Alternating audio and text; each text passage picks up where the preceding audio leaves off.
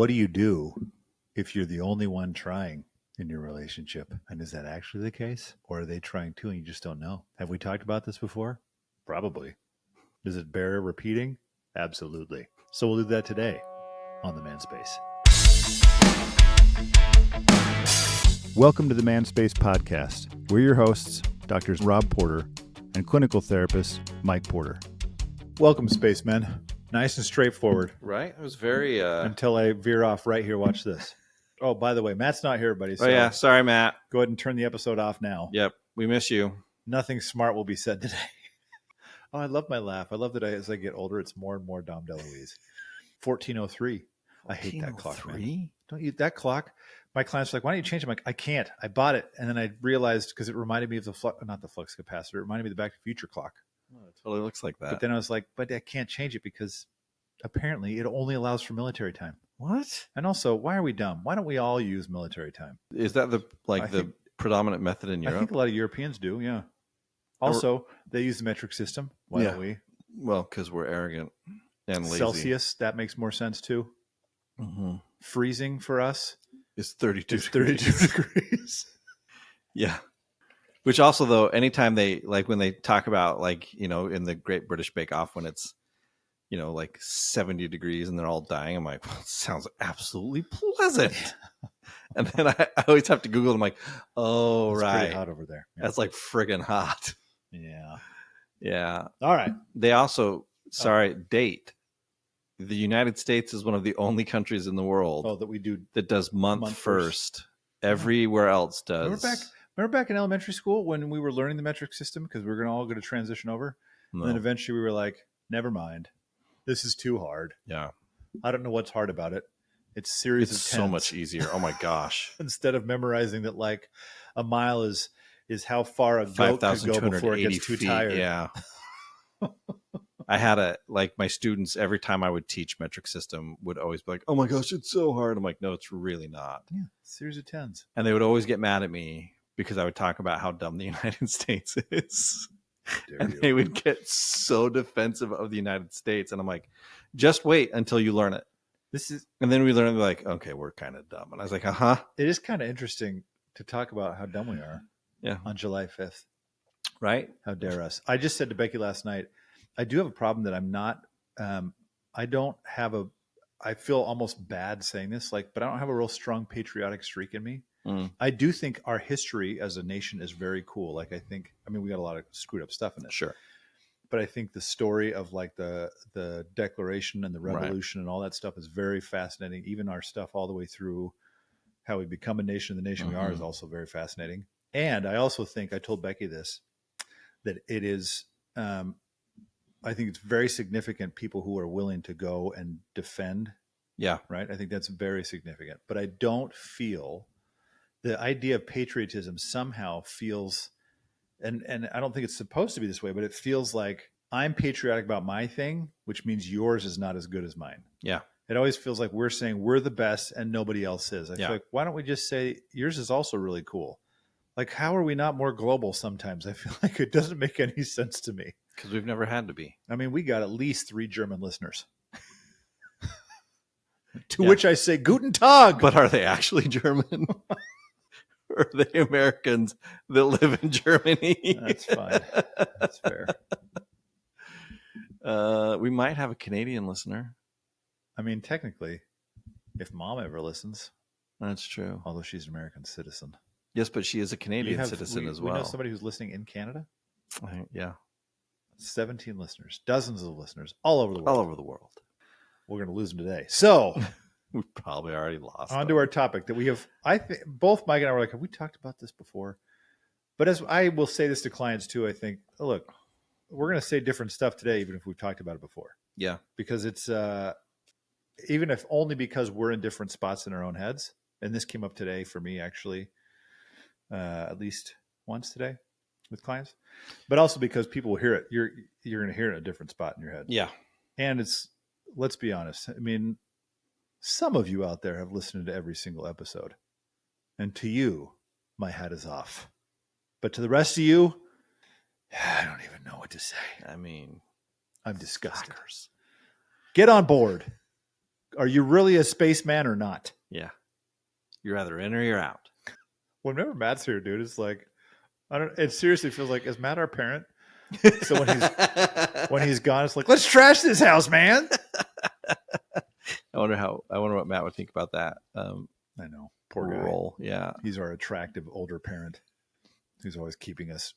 It's all right. He won't listen to this episode. So, our question today, and you mentioned it. Well, actually, we talked about it in the context of sex first. Yeah, like, what if you're the only one who's ever initiating? Which usually is inaccurate. Well, not necessarily. Sometimes it is. It's not the only one ever. Sometimes it is. Right. I've had some where like one person will say, yes, I literally never initiate. But although I think it has to do with roles. I also think it's rare that you're going to have someone who says, oh, I never do it. No, of course it's rare. Because I think the other person's going to feel like, well, no, I do it. Like I initiate. It just doesn't, it's not received. Right. Or, whatever. But that one, I mean, I will say this because it's not where I want to go with this episode. I explained a lot to clients, and I do believe this is true, that for better or worse, we all fall into roles. We've talked about that before. It's part of the nature of systems, family systems theory, is that automatically, without even talking about it, people fall into roles. So I do think that's one that becomes a role much faster than others do. That once you start becoming the initiator more, it will just fall to that way by default. Especially when you're, engaged in a relationship, male, female, where it's one of you wants to have sex more, then that's just going to become, well, then I'll just let you initiate because you want to have it more often than I do. And so I don't even think about it anymore. Yeah. But that's different to me. Well, it's different than where I want to go with this today. Because today we're talking about what do you do if you're the only one who's trying? Or at least feel that you are the only one who's trying. Correct? Am I?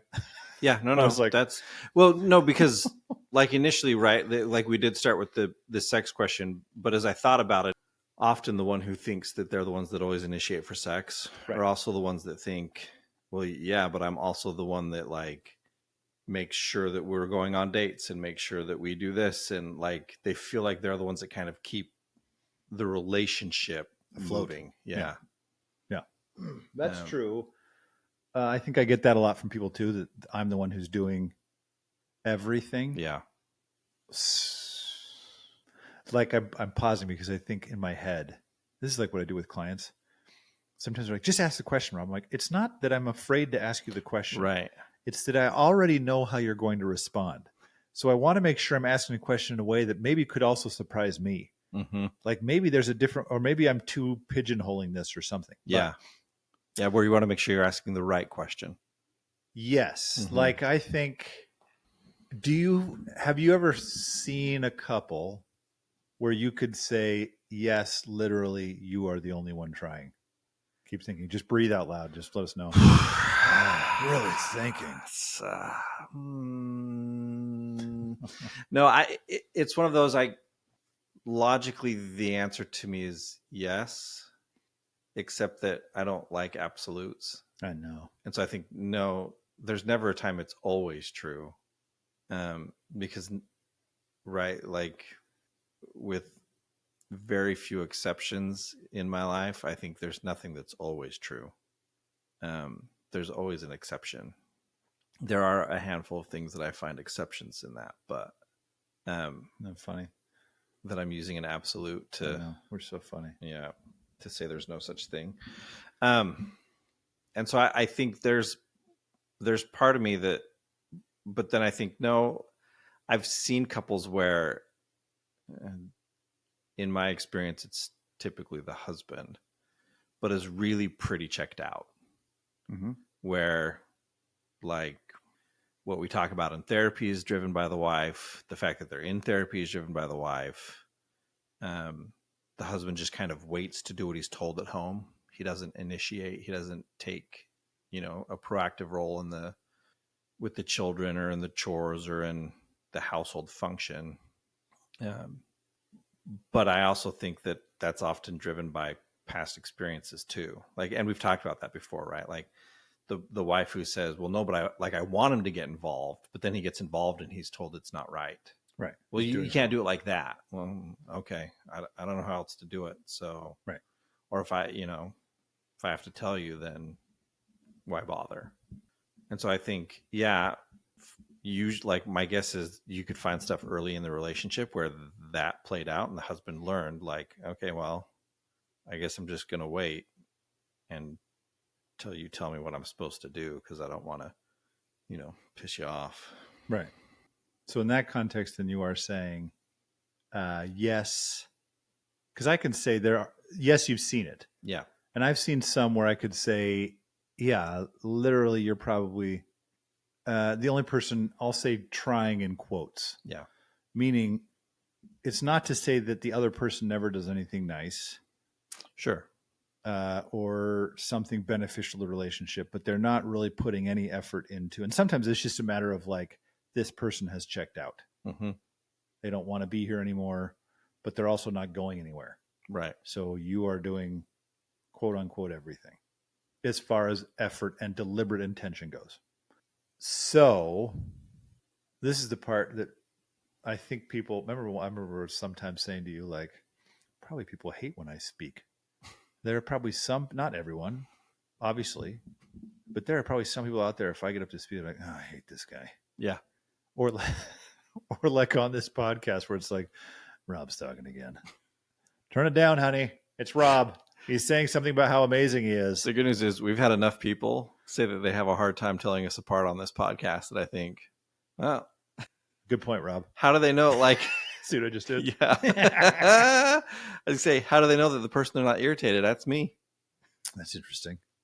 And if Mike and I both talked in just kind of a more monotone, we could just make this one monotonous drone of one voice. That's true. Just the whole time. We could really quite easily pull it off. I think. Like this. Yep. We were very good in choir because we knew how to make our voices blend. Mm-hmm. Rob is not a soloist, if you're wondering. That's Rob speaking, by the way, not Mike. Nope. I'm speaking in third person like Jimmy from Seinfeld. Jimmy's new in town. Jimmy likes you. All right. So I don't even know where I was going. Oh, my focus went way off. It's because I was thinking another thing that people don't like sometimes about me that I think you should know this before working with me is that I do some things that do tend to become a little bit existential. Mm-hmm. Because I think it's absolutely necessary. If you don't do that, you're not what significant lasting change you actually going to make if you haven't like really questioned some of these deeper thoughts. In fact, I just saw something of somebody saying they wanted somebody who was specifically trained in relational life therapy. Is that what they called it? It was one I had not heard of. I looked it up. It was like as seen on the Today Show and Forbes and this and this and fancy. I read it and I was like, yeah, that's what I do. This guy just coined it. Like it looks like it's experiential. No.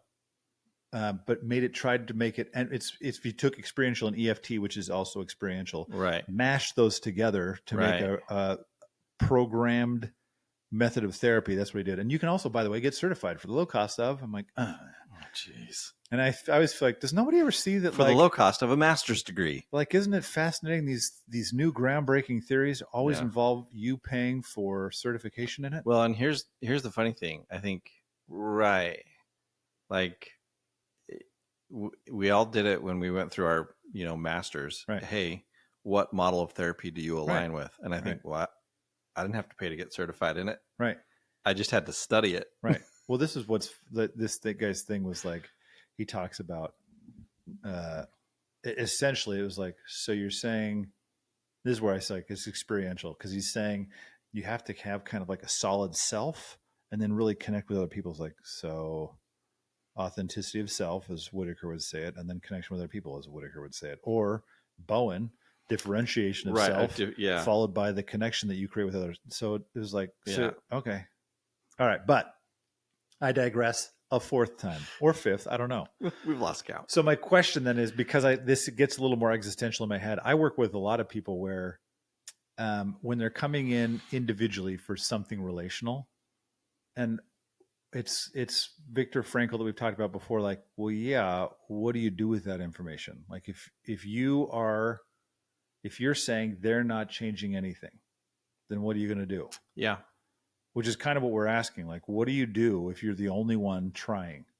Now, for the sake of this, no, that's not entirely true, because part of the solution to that problem, if you're saying I'm the only one trying, part of the solution means you're going to have to reframe your thinking. But to a degree, I think let's pretend that is true. That you anyone, are the only one. Someone trying. listening to this is frustrated because they are saying, "I am trying my guts out, and they're not doing anything." Ooh, I don't know if you've thought of an answer to this already. What do you do with that as a therapist or as a human? Like, if even just saying, let's say this is you and Jenner. Uh-huh. What do you do with that? I think the answer that I have, that I believe in deeply, is very deeply unsatisfying to people. Well, that's like I know this came up semi recently with a client, and I looked at him, and I was able to describe to him exactly what he was feeling. Right. And then I looked at him and I said, "Yeah, I don't have a really like satisfying answer to that problem," which I think he didn't love hearing. What am I paying you for? Right. But I was like, and I think ultimately what I told him to do was to start reframing stuff, like start seeing it differently and start identifying what you can control, which seems to be something I say a lot lately. Like focus, like identify the things you can control, because the rest of it doesn't. Well, yeah, what a waste of time on something you can't do anything about. And so you can't really control the fact, other than going to your spouse and saying, "Hey, I feel like I'm the only one putting an effort in this,"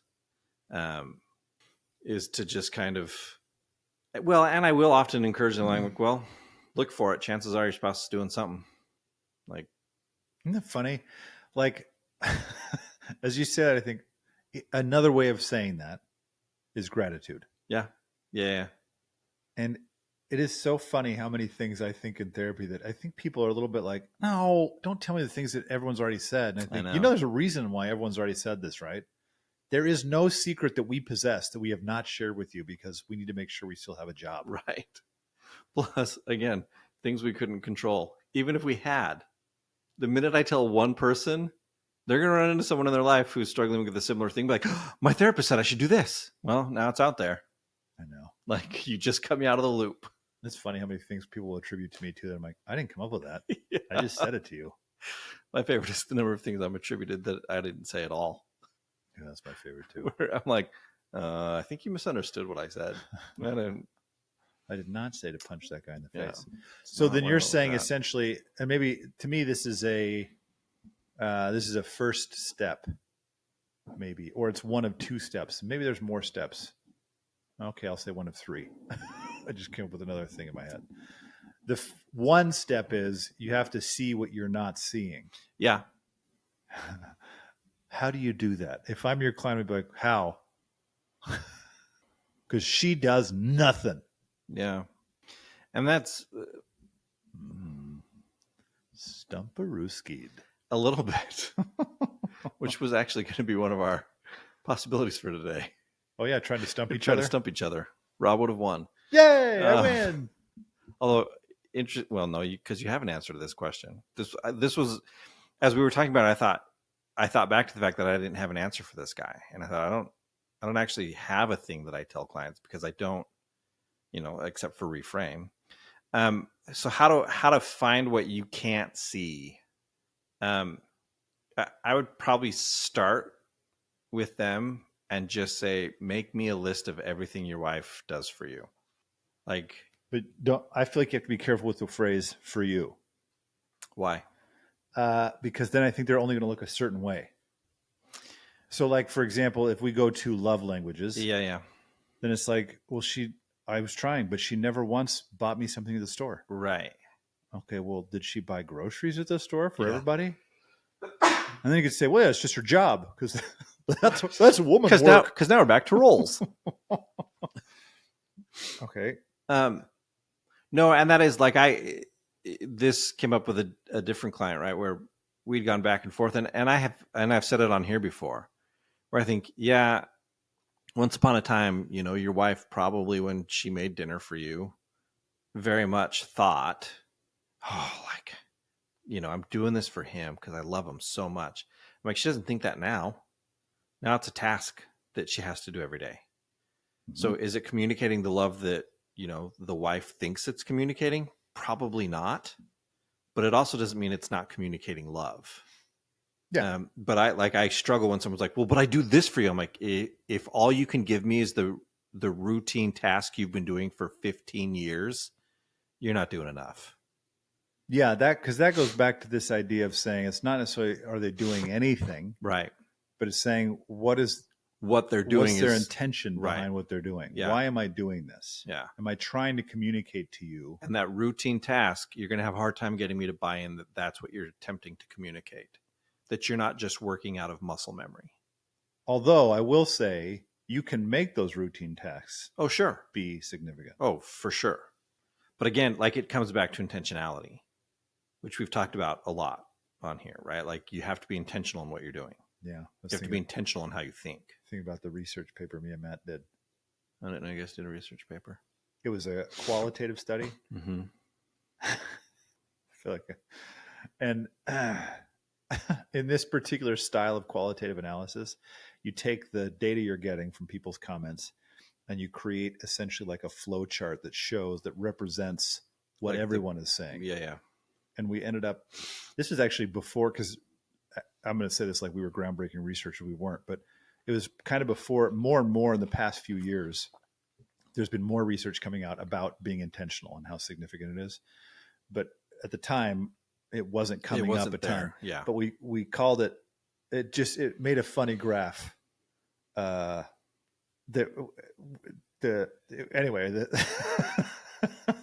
the way we phrased it was not what made it into the final paper.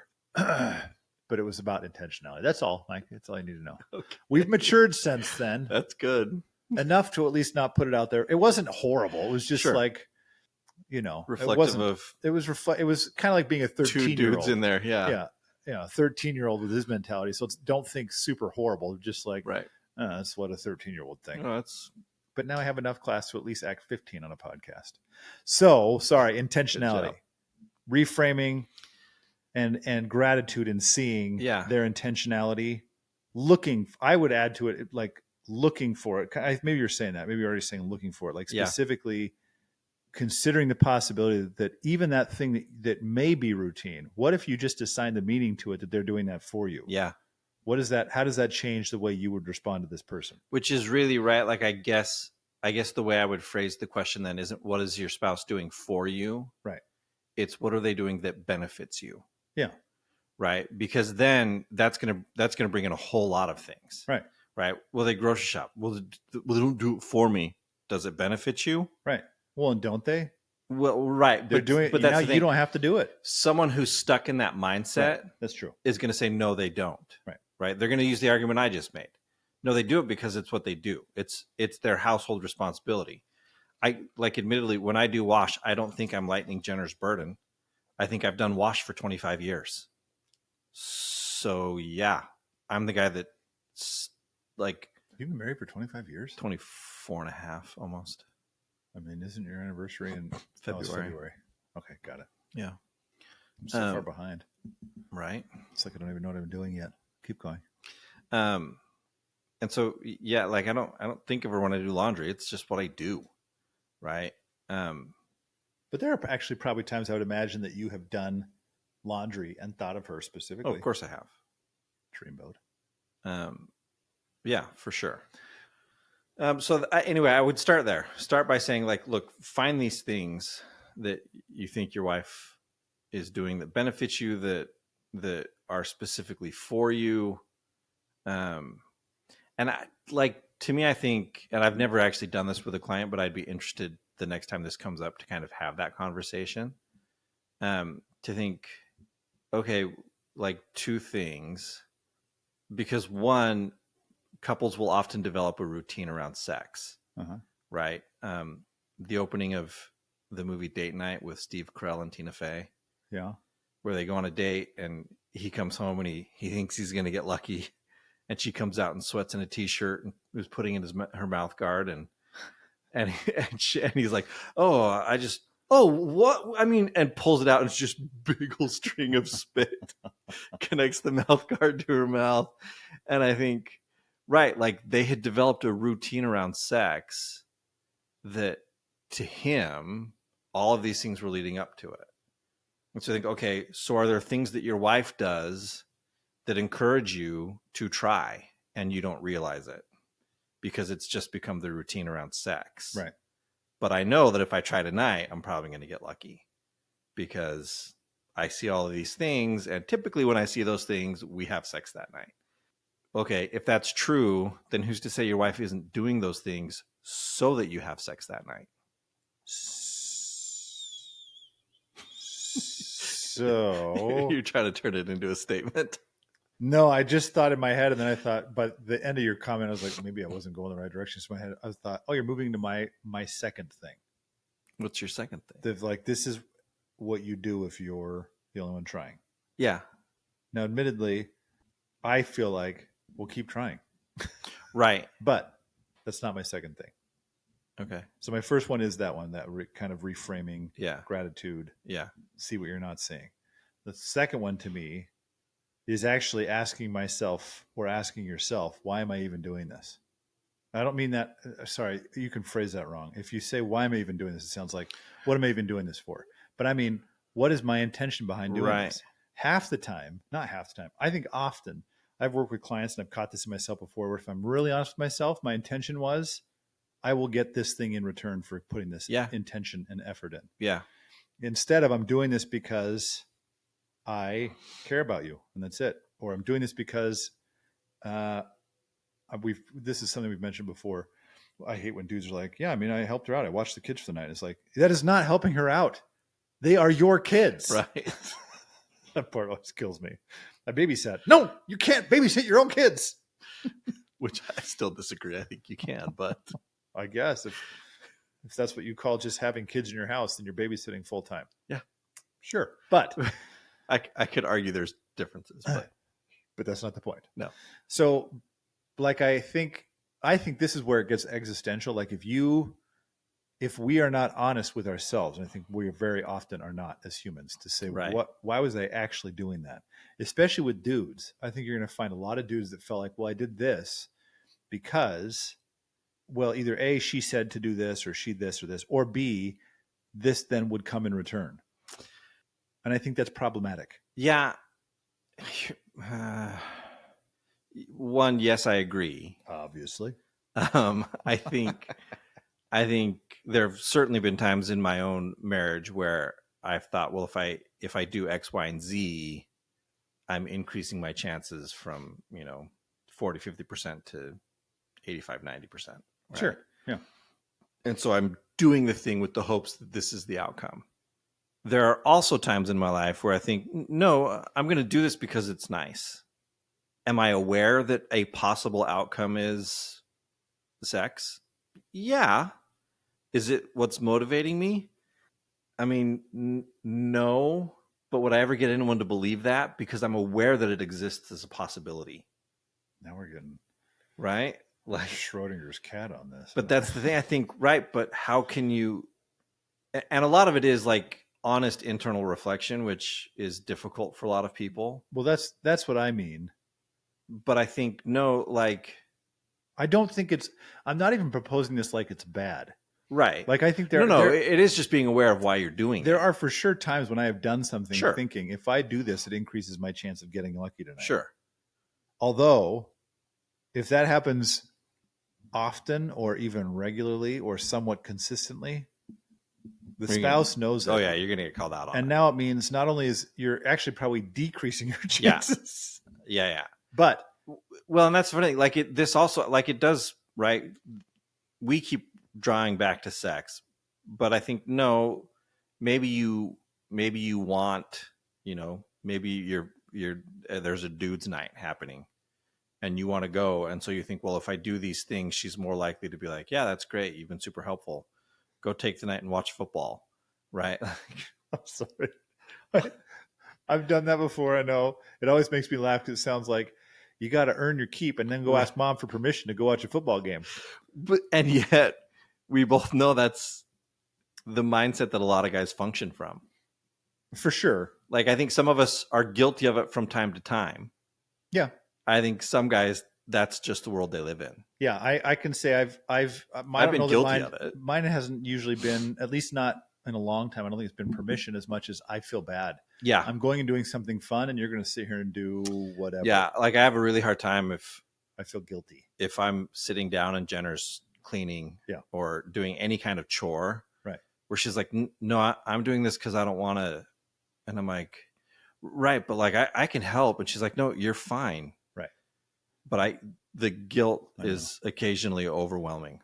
But my point in this second one, though, really is just to say, I do think it matters that we actually ask, why am I doing this? Yeah. Because if you're driven, it's the same thing we've talked about with like, you know, on a separate episode when we talk maybe more about addictions again. We did that with Chance the Rapper before. Mm-hmm. But talking about if you're going to give up alcohol because she's asking you to, it's not a bad motivation. It just likely won't stick. Yeah. It has to be because I want this. Yeah.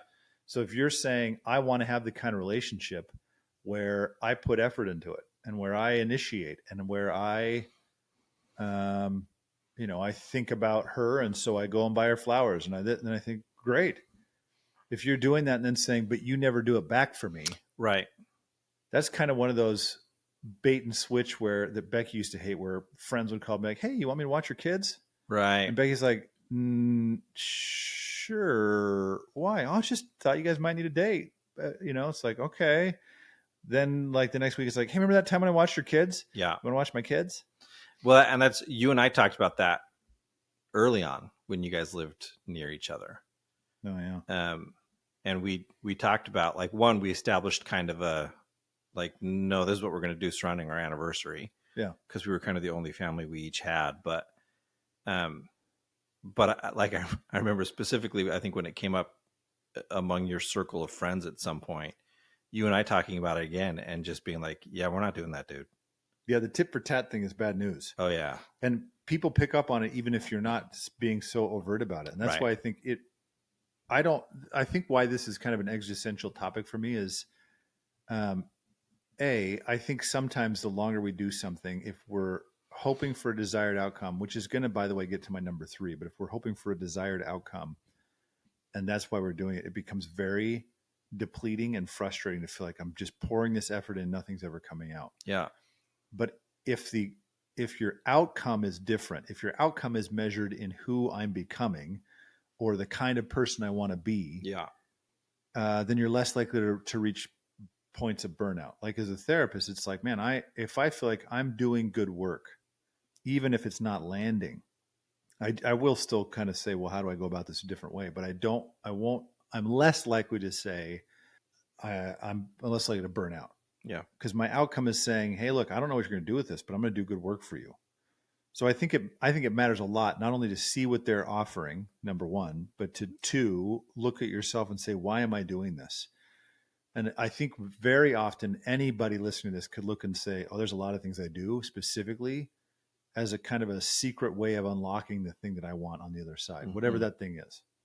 But it brings me to my third thing, which I think is problematic and we're terrible at. It happened this morning where I had to tell somebody, if you want this, you should say these words. Yep. I want this. Because it's too often that it's like we imply the idea of something. And so like in this context, like if you're being intentional so that, let's just even say she's nice to you, not even to say so that she'll have sex with you, just so that she's nice with you.